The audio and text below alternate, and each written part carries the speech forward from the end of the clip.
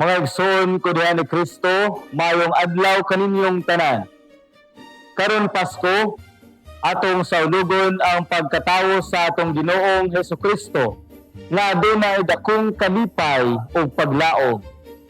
Atong saulugon ang Misa de Gallo, ang siyam kaadlaw nga pagtukaw sayo sa kabuntagon, sugod sa Disyembre 16 hangtod sa Disyembre 24, dinhi sa atong simbahan, St. Augustine Parish.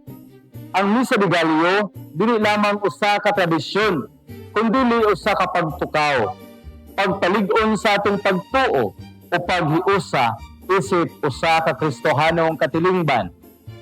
Bisan sayo sa buntag, ang kahayag sa atong paglaom, mas modan-ag kung kita magkatigom sa pag-ampo o pagpasalamat.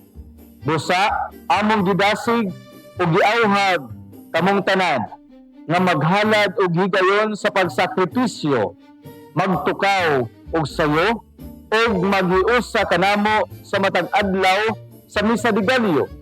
Dad-a inyong pamilya, higala, silingan, aron dunga natong dawaton ang grasya o panalangin nga giandam sa Ginoo alang kanato.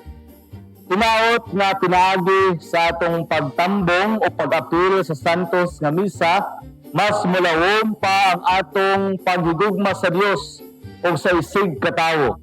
O nga tinuod nga diwa sa Pasko, ang gugma, ang pagpasaylo, o paglaom, ang kalinaw, mabuhi sa atong mga kasing-kasing.